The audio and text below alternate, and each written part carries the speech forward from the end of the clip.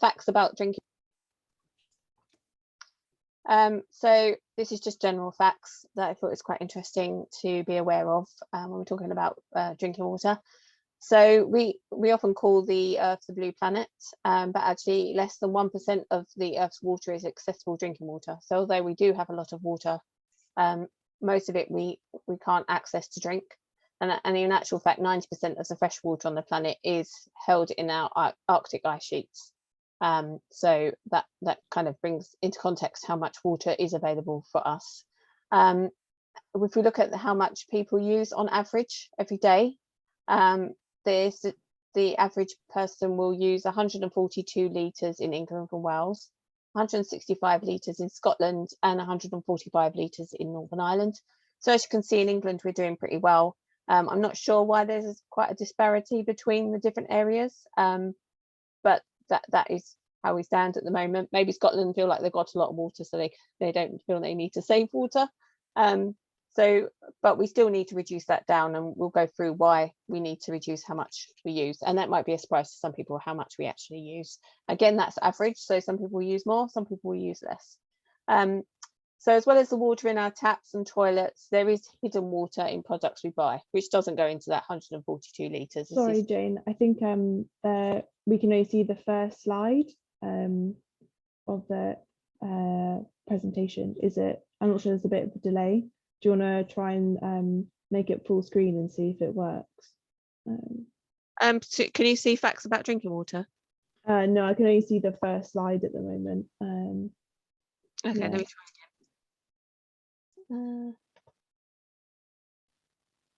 How about now? Not yet. Still on the first slide. Might be a bit of a delay. Do you want to have a go at sharing screen and see if it works better for you? Yeah, we'll give that a go. Classic technical difficulties that seem to happen on a webinar. Let me just share my screen.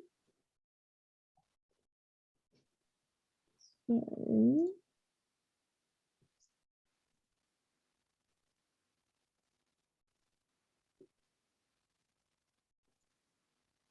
can we all see this front?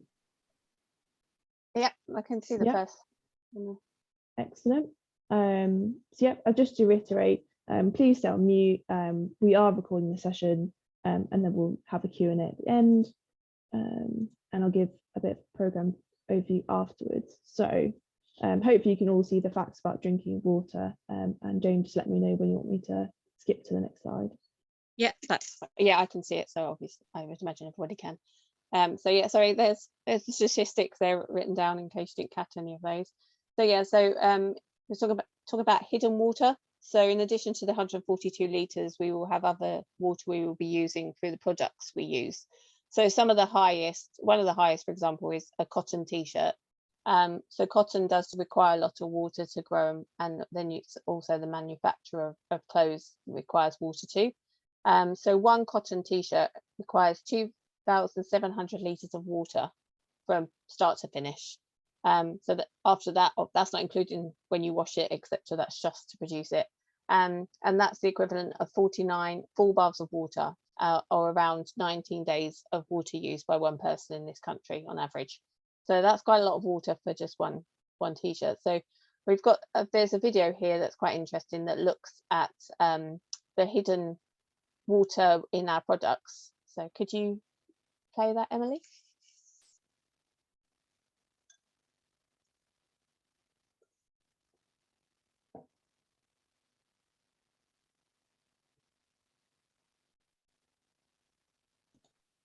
This is always going to happen. Let me see if I can.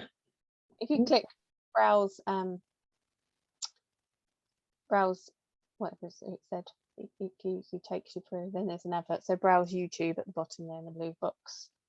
There we go. There will be an advert. So there's no sound at the moment. So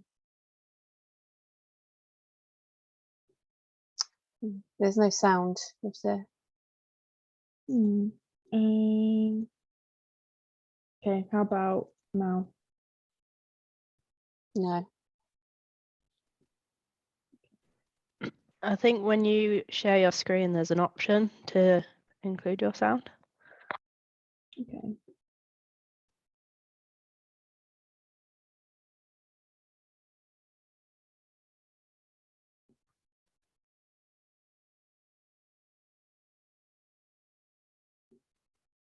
So I've added subtitles, so I can't seem to find adding sound because it should be fine. I'm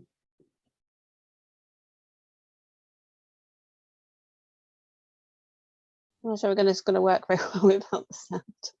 Okay, so what I'll do is I'll share the link in the chat function at the end, and then you should be able to watch this afterwards. This seems to happen quite a lot. Videos don't seem to work very well. So yeah, I will post this at the end in the chat function. You can have a look. Yes, so you're happy for me to move on? Yeah, so it's quite interesting to look at different types of food on there and things like that, and how much food is involved. So I think when we're looking at water usage, we also need to be aware of the products we use. Some we won't have much control over, but some we will, and it can also be about making those choices as well. Also, can you go to the next slide, please, Emily? So if we look at the area, this area, Watford, and also kind of the wider southeast, we do use a lot of water, and we use more water than most other regions in the UK, and that's just because of population, quite a large population in the southeast. And this is also an issue as it's quite a dry area of the southeast. We have some of the lowest rainfall, so it's kind of a double whammy. So looking at statistics from Affinity Water, who cover, they're the areas they cover on that map, 60% of the water from this area comes from groundwater sources. So only 40% will come from rivers and streams. So 60% of it is abstracted from groundwater. The problem with groundwater is that it's not very easy to get the water into the ground quite a lot of the time. The soil can become impacted, and that's from different things such as farming will impact the ground. So it's much more difficult for water to permeate the ground, and also things like concrete surfaces makes it more difficult for water to get into the groundwater. So there's only areas where there's kind of open fields, trees, that kind of thing, where water can actually penetrate into the ground quite often. So sometimes a lot of that water will be missed and get lost out to sea, because it'll go into the rivers, and whatever's not abstracted from the rivers is then lost to sea. So we do lose a lot of water that way. The other problem is that is kind of hidden, so contamination can go unnoticed. So it's either that people are not aware they're polluting it, or they're not realizing the impact they're having by disposing of things in certain areas, and not realizing that will be going into the water supply for the area. And some of these things cannot be abstracted at the water treatment process. So water can't be abstracted at certain times because if it's contaminated. So that's another issue. Whereas if a river is contaminated, it's much more easy to see that, and often much more easy to trace where the pollution is coming from. And in terms of summer rainfall, that doesn't really impact on groundwater levels because it just doesn't penetrate enough to get into the ground sources. So any rainfall in the summer has little impact on it increasing the groundwater supply, which is obviously when we need more water generally in the summer. So it's kind of reliant on being filled up during the winter. So if we have a particularly dry winter, that can cause an issue with groundwater levels. So there's lots of problems around that, but it's quite interesting to know that's where your water is coming. The majority of your water is coming from. The rest will be coming from rivers, and they'll be extracting from those all year round.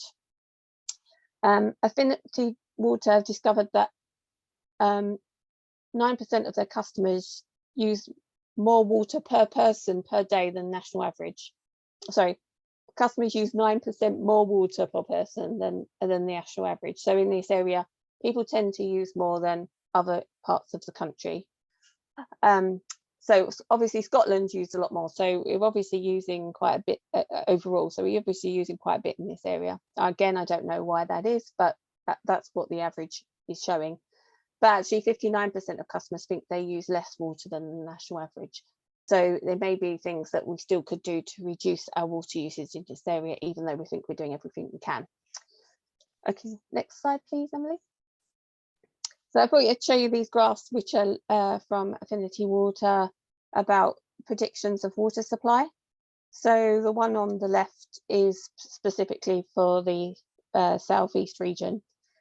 And I don't know if you can see what it's showing, but basically in 2025, we're still quite well within the range of water supply and usage. So the house there that says 20,000 more people in red underneath, that's kind of where we are now. And we've still got a lot more water available. However, when you move into 2045, then we're at the tipping point where we're using as much as we've got. So any increase in water usage after that will mean that there is not enough supply for the amount that people are currently using. So if we continue to use the same amount we are, by 2045, there's going to be less water than we need. But it's even worse when you look at the central region, so a bigger area. By 2025, we're already exceeding what we need in this area. So quite often water will be abstracted from areas where they've got more water to compensate for that. And again, that's only set to increase if we continue to use the level of water we are at the moment. So the reason for this expected decrease in water supply and shortage by 2050 is population growth. So it's likely that populations will still continue to increase in this area. That is the trend for this area currently. And people are still increasing their water usage. I suppose there's a big thing about things like hot tubs and stuff like that may be increasing usage, and maybe some of the technology we use, like washing machines, may hopefully they're becoming more water efficient, but if people are not using them effectively and using them more, that could be increasing water supply. So things like that. So people on average at the moment are still increasing water supply, the water they use. And then also there's the effects of climate change. So it's predicted that we will have less rainfall most of the year, and then we'll have lots of rainfall in one go, and it's whether we can capture all that water that we need in those shorter periods of rainfall. So there's concern about water being available. So you can see why Affinity Water and other water companies are really concerned about this, and why they want people to try and save water as much as they can. Oh, can you go to the next slide, please, Emily? So to kind of help with this situation, Affinity Water have launched what SOS, so Save Our Streams. So I'll go through what that is. So it was launched last year, April 2021. And it's a scheme that's set up to try and help customers save water in their homes. And so the aim is to, by using less water, not only will you be saving money on your bills, which is obviously a big thing at the moment, and like everything else, I'm sure water costs of water supply will go up like everything else, not as bad as energy prices, but it's an additional cost, isn't it? So you can help you save water money on your water bills, but also it will help protect the environment, because the water we use is coming from the environment, like I said, groundwater and rivers. And the groundwater, although it's majority coming from there, that would in a natural environment, in a completely natural environment, be feeding into our rivers. So if we're abstracting from that, that means there's less water being fed into our rivers and keeping those topped up. So if the more water we abstract from our environment, the bigger impact that's going to have on our natural habitats. And obviously we've got the River Colne in Watford, and that's the surrounding areas, and that's a chalk stream, and that's a really important habitat. So things like chalk streams are areas we really want to protect. So abstraction in the Watford area, it could have an impact on this important habitat, and we want to reduce that. So chalk streams are where you get the really nice fish species, and it's a great habitat for invertebrates, and it's kind of the ideal kind of habitat for a lot of people when you look at rivers. So we want to do as much as we can to protect it. So in the pledge, Affinity Water are asking customers to save 10 litres per person per day. So if we look at what that actually means, that's like 21 million litres per day in total. And that's the equivalent of 140 million cups of tea, or 37 million pints of water, 262,500 baths, or 8.4 Olympic swimming pools. So it's a huge amount of water that would be saved every day if everybody could reduce their water usage by 10 litres every day. To help you do this, they've produced some resources online and things that you can get sent to your home to help you save water in your home. And currently they've got 170,000 people signed up so far. So if they're all meeting their pledges, that's a lot of money they're saving every day. But they still want more people to sign up. So if you can, and you're an Affinity Water customer, then it would be great if you could sign up to that. Can you go to the next slide, please, Emily? So that's the website for Save Our Streams. If you click into it, Emily, we could just have a quick look at what's there if you haven't seen it already. So if it's got somewhere you have to sign up, you have to add your details if you scroll down a bit. So you can claim your free water saving devices. So if you clicked on that and you have an account, they'll get them sent out to you. I think you can order what you want as well. So there's different things like shower heads, attachments to your tap, things you can put in your toilet cistern, possibly things to help you save water if you have a child and they have a bath, things like that. So unfortunately I couldn't get into it, so I couldn't see what's available. But yeah, if you're a customer, you should be able to sign up to that. If you scroll down a bit more, they give you some information about how to start your pledge, and if you scroll down a bit further, they've also got information on what they've been doing, so they can tell you about what Affinity Water are doing themselves in terms of repairing leaks, helping different projects and things like that. So there's lots of information on there, and there'll be water saving tips, etc. So it's worth checking it out and adding your pledge if you can. If you go back to the presentation, so there is some videos. You can't really watch those at the moment. Think at the Sink, that was made by Affinity Water, I think, during lockdown. It's quite amusing to watch. The woman who does it is very funny, but she just talks about how we can save water. I think it was done during lockdown, and that kind of express the way she does it shows that time quite well. So it's quite good to look back on that. Drought tolerant plants, that just gives you advice about if you have a garden, the different plants you can put in that will mean that you don't have to water them so much, or then they're more tolerant to lower rainfall, hotter days and things like that. So it may be worth thinking about putting some of those plants into your garden so you don't have to worry about watering them so much, in case there's a hose pipe bans and things like that. And then there's just some hints and tips in the next one, which is from Affinity Water employees about how to prepare for the summer. So obviously coming up to the summer, what you can think about to try and save water during that time, because water usage always goes up in the summer. So I think, Emily, was you able to share those links? Yeah, I'll be able to share those in a sort of roundup email after this. So okay.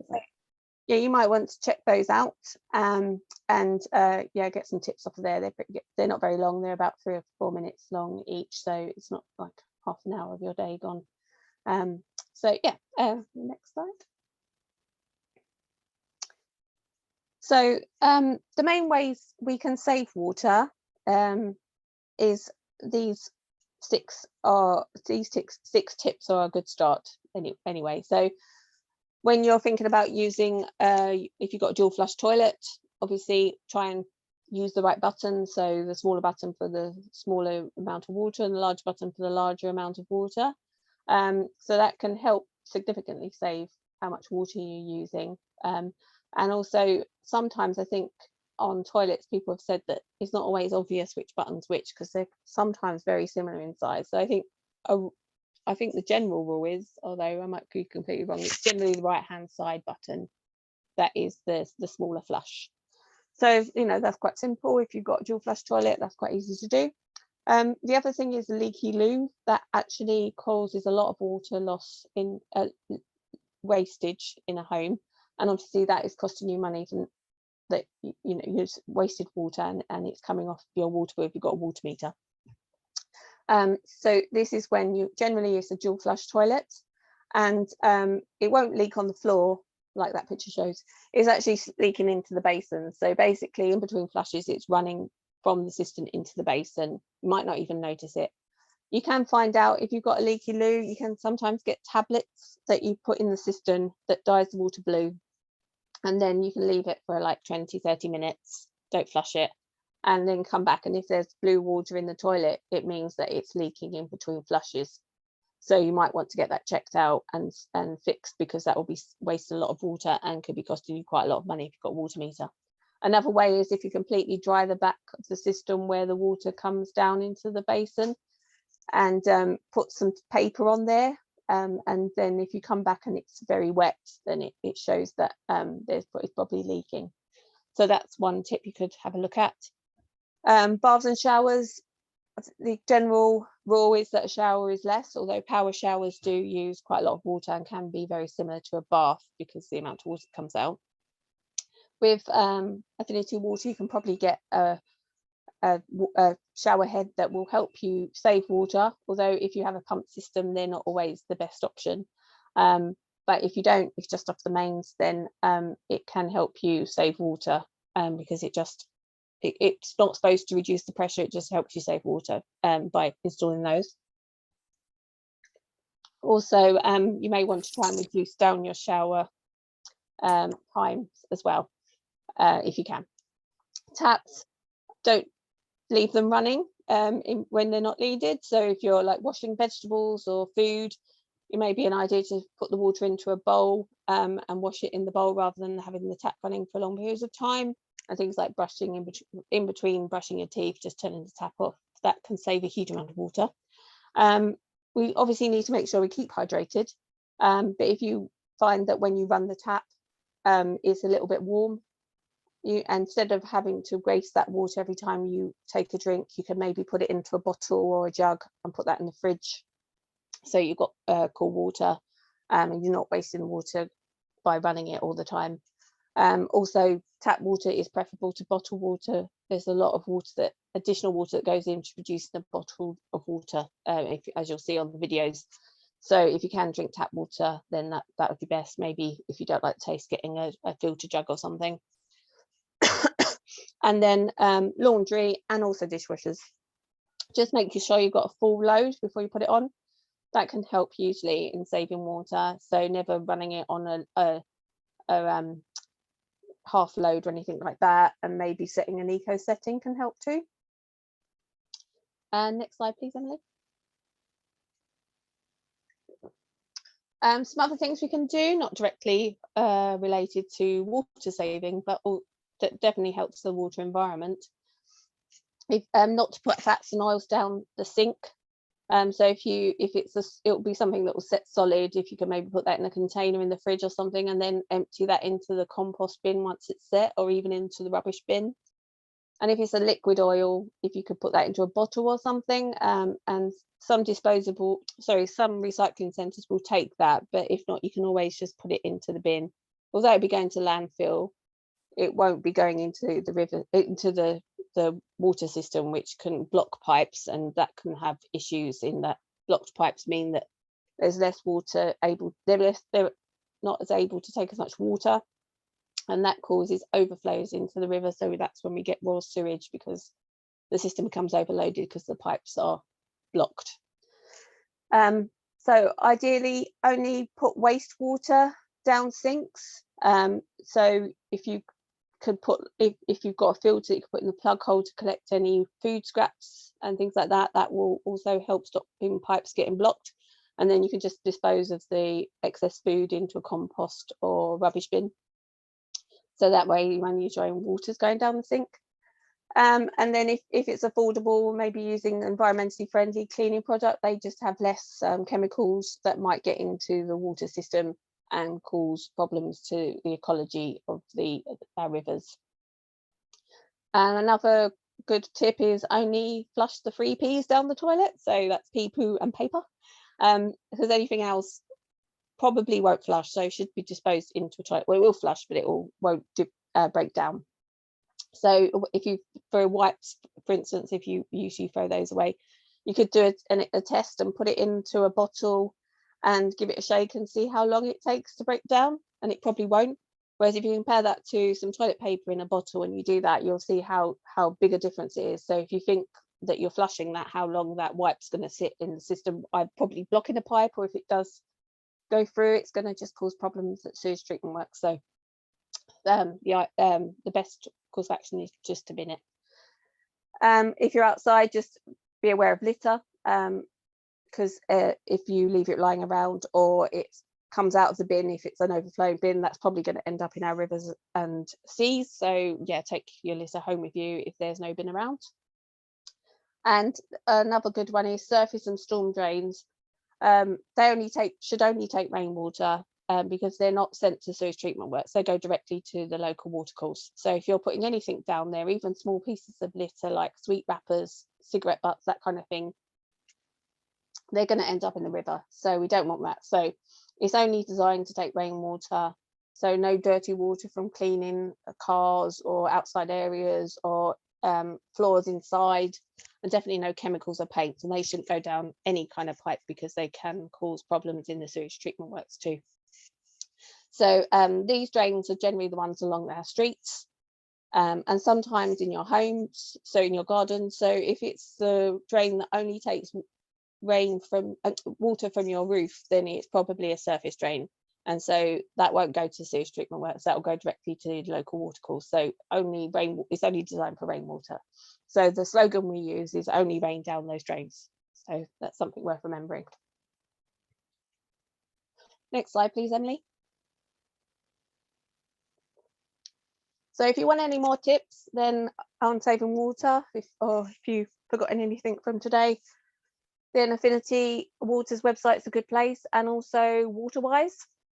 They've got some great tips on there, or they're kind of an affiliation of water companies, so they kind of have all the tips you might want. And they're also on Facebook and Twitter, so you can find them on there and get the information from them. Affinity Water also have a priority register for vulnerable people.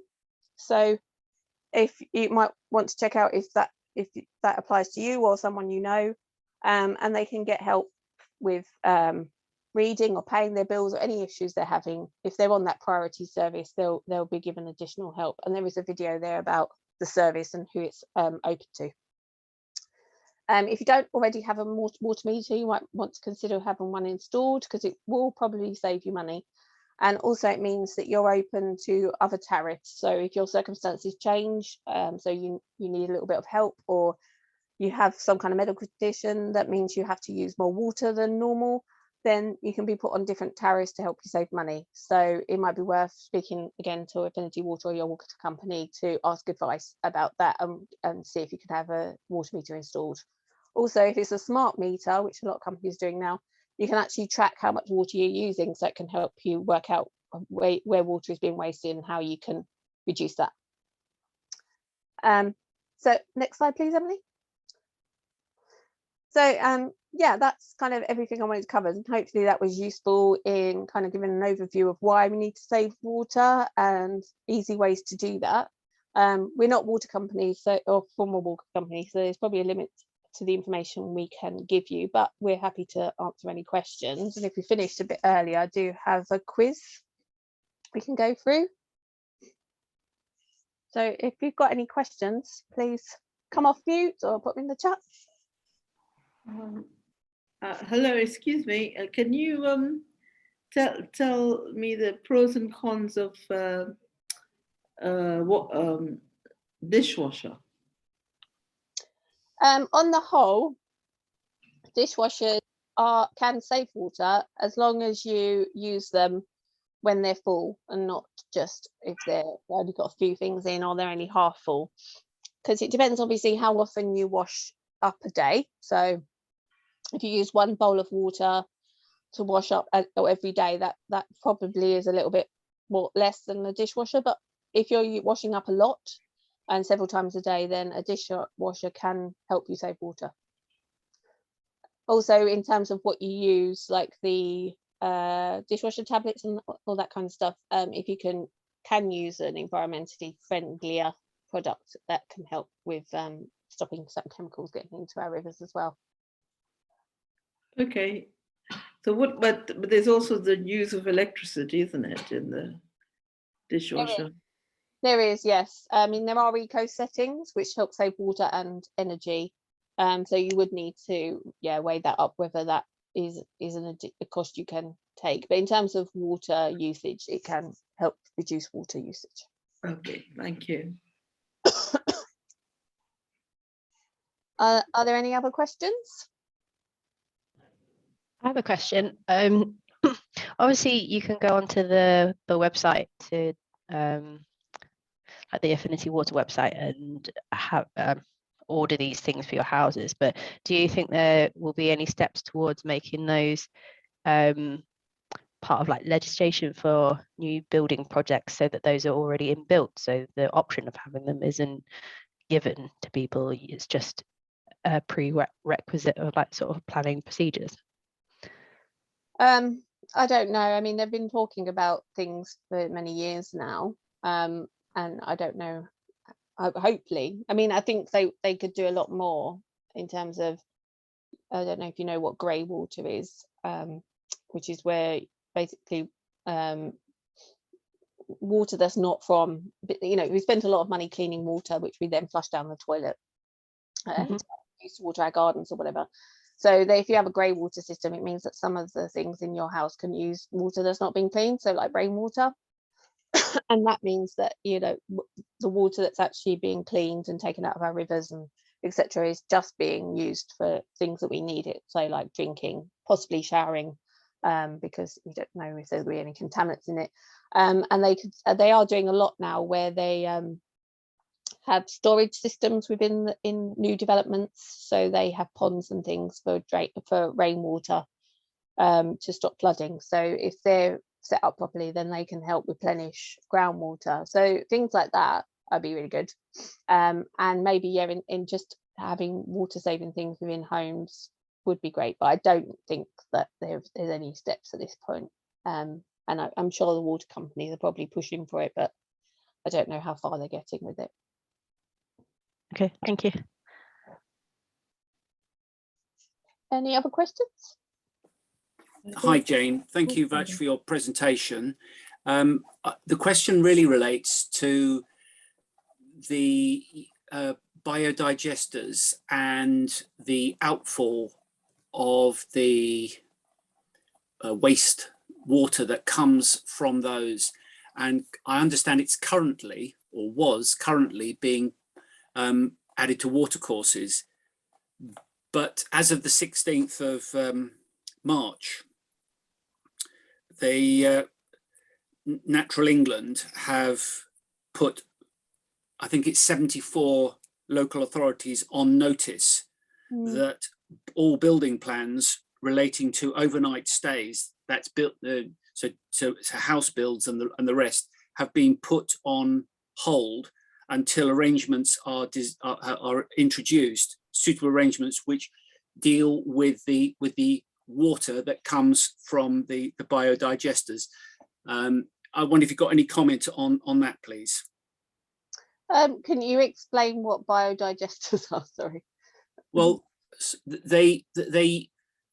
we used to call them septic tanks, but they're not septic tanks. They intercept the foul water and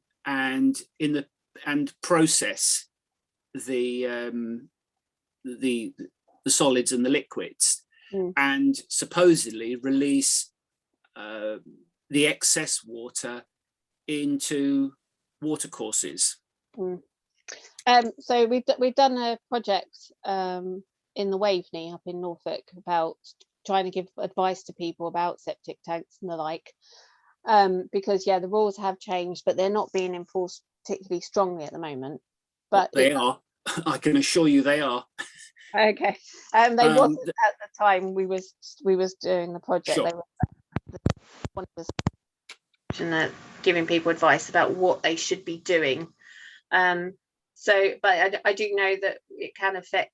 Well, it will come up on your when you sell a home if it's not up to scratch. I know that was one of the impacts. Sorry, I think my earphones came out then. Yes, I think that people should be more aware of their responsibilities, because there are things that can be done.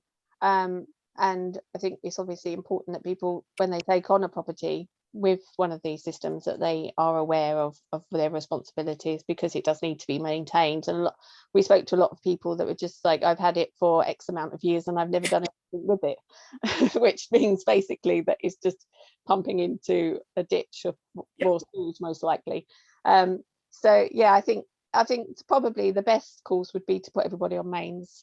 Maybe that's where it will go, but yeah, it's quite a difficult issue. And Okay. I don't envy the people that have to deal with it, to be honest. It's probably quite a lot to have to remember and cope with, and probably expensive to get it replaced as well. So yeah, I know it's obviously a big issue in rural areas, isn't it? Of course it is. Yeah. Thank you. Any other questions? Trying to see if anyone's got their hand up. Can't see anyone.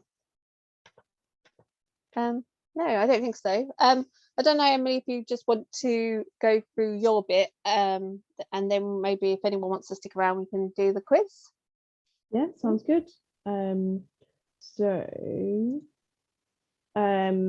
As I mentioned at the start, this webinar is a part of Rediscovering the River Colne programme. So Jane has kindly done this presentation for us for the programme. It's a 10-year ambitious programme started by Watford Borough Council and Groundwork East, which is who I work for. We are currently managing the community engagement side, which is 3 years within the 10-year programme.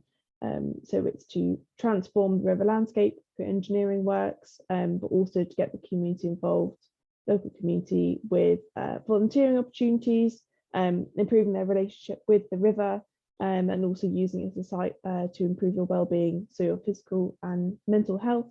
So it's a really big project in the Watford area. So the stretch starts about Bushy Mill Lane, if you know the area well enough. So that's near Topgolf, all the way through Watford, so through the big Tesco, and then ending up at Lairbridge Land to the south of Watford. So it's that stretch really that there's a lot of focus on. So hopefully you found this presentation informative and interesting.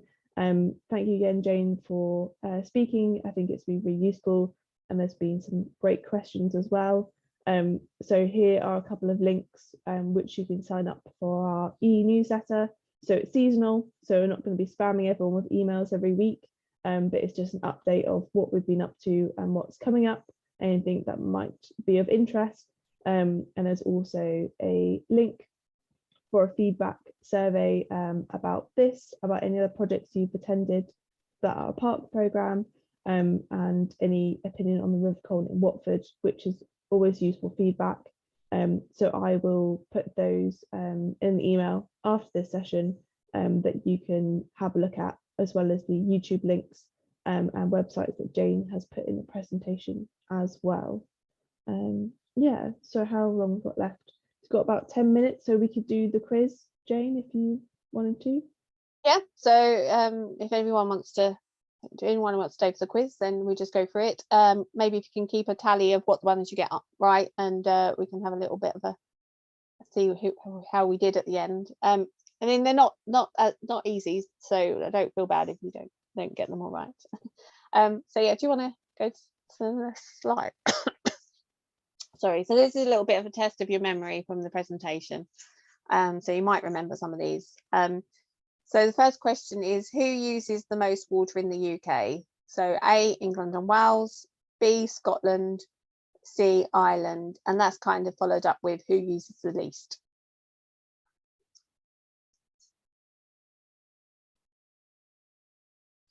And then so if I tell you the answers as we go along, that'll probably be quicker.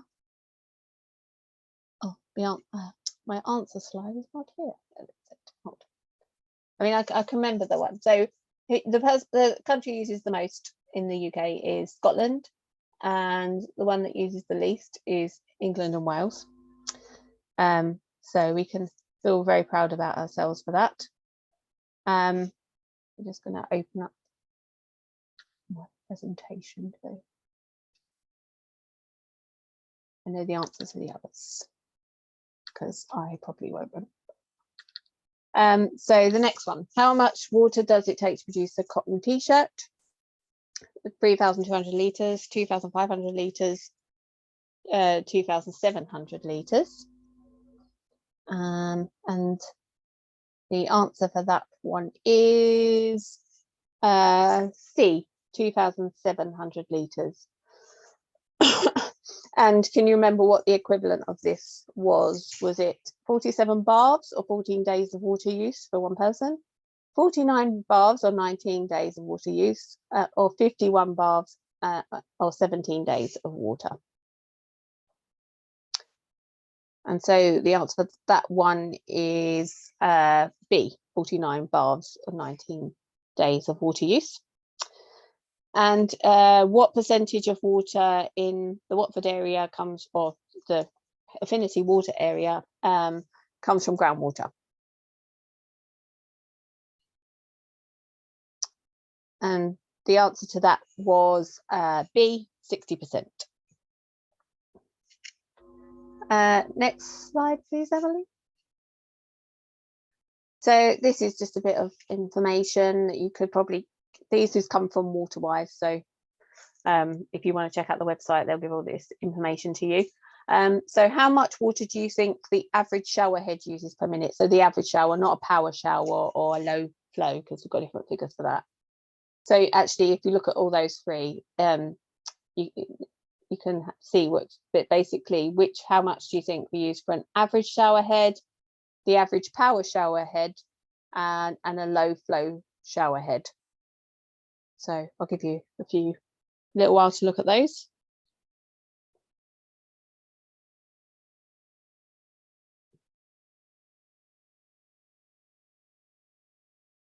Okay, so the average water used by the average shower head is B, which is 12 litres, so it's quite a lot. And compare that to a power shower, which is 15 litres, so it uses 3 more litres than the average shower head. But if you've got a low flow shower head, you would be using 6 litres, so B. So it's a half the saving you would use from using the average shower head, and a lot more than that for using from using a power shower. But again, I don't know if the low flow shower head is able to be used on a power shower, so check that out if you've got one before you fit one. So how much water do you think is used using a dual flush toilet compared to an old style of toilet? So that's if I assume if you use the buttons correctly as well.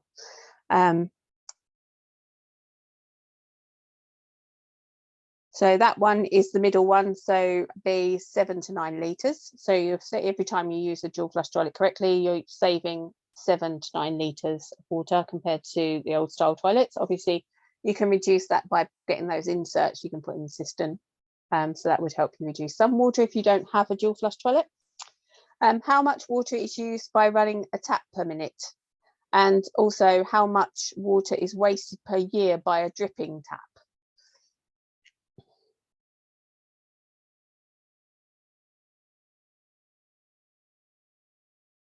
So the answer to that is we use 6 litres per minute when we run a tap on average. And if we have a dripping tap over a year, that would waste 5,500 litres.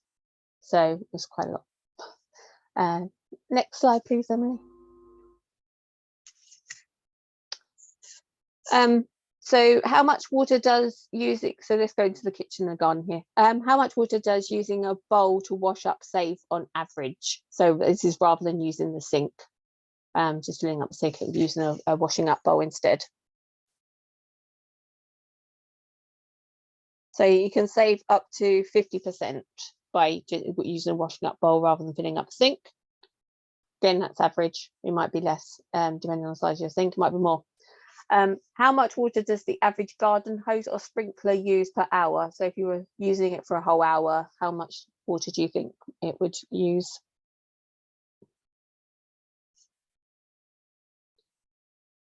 So the answer to that one is 1,000 litres. So again, quite a lot. And how many barbs do you think this is the equivalent of 1,000 litres?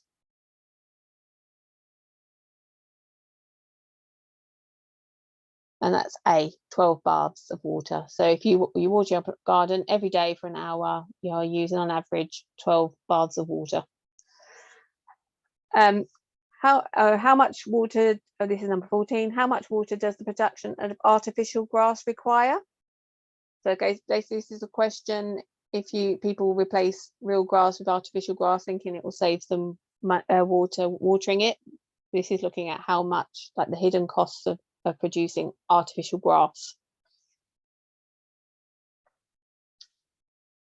So in order to produce artificial grass, I don't know what size this is, so maybe it's an average size garden, is 3,744 litres.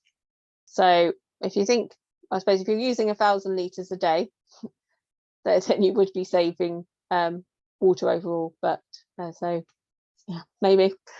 And number 15, what percentage of water is saved by covering flower beds in bark or mulch compared to leaving bare earth?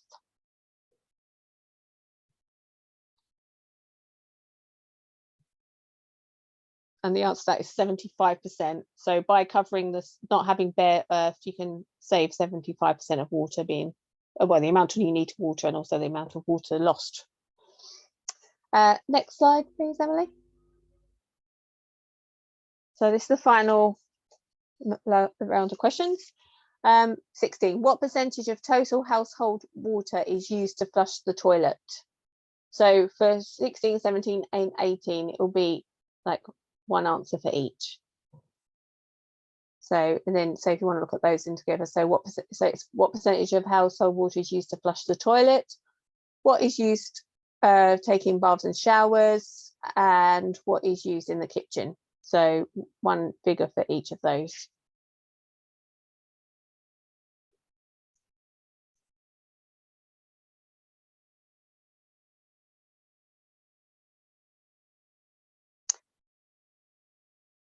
I'll give you a little while to think about it.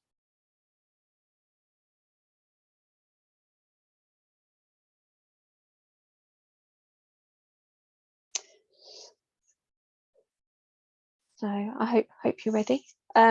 So 16, the answer is B. So 30% of water is used to flush the toilet in the average household. 17 is C. So 34% is used taking baths and showers. And so the answer to 18 is A. 22% of water is used in the kitchen. So the most of our water is used in the bathroom, which, well, yeah, most of it's used in the bath, in shower. And then finally, in what year did the UN recognise the human right to water and sanitation? Was it 1950, 1980 or 2010?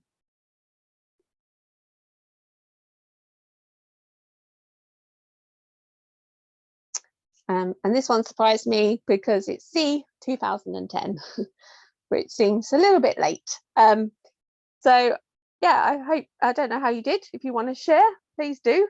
How you got, what you got out of 19? Anyone want to share? Well, I thought they were quite hard. So I was just going to say they were quite hard, and I think I anticipated quite a lot of the percentages. Yeah, exactly. I think it's quite interesting to think how much we do use for certain things. So yeah, I think it brings home quite a lot about the water we use and we don't always realise. Does anyone have, I I got, like I say, I got all the statistics from WaterWise. It was a while back, but if you've got any questions, I'll try and remember. No. No, I did shockingly, but there we go. Yeah, I think I did badly when I kind of was trying to work it out. So yeah, but yeah, Yeah. Oh, it's there's a bit of noise outside, so I can't really speak. But yeah, it was a good quiz. Thanks. oh good. Okay, so yeah, like I say, it's all on the website WaterWise, so it's worth checking out if you want to find out more little hints and tips and information about how water is used. Definitely check it out. But yeah, like Emily said, she will be sharing that. So yeah, thank you for taking part, and I hope it was interesting and that Thank you both. spend an hour. Thank you very much. Thank you very Bye. much. Cheers. Thank you. Much appreciated. Thank Bye. you. Bye. Bye. Are they all gone? Yeah.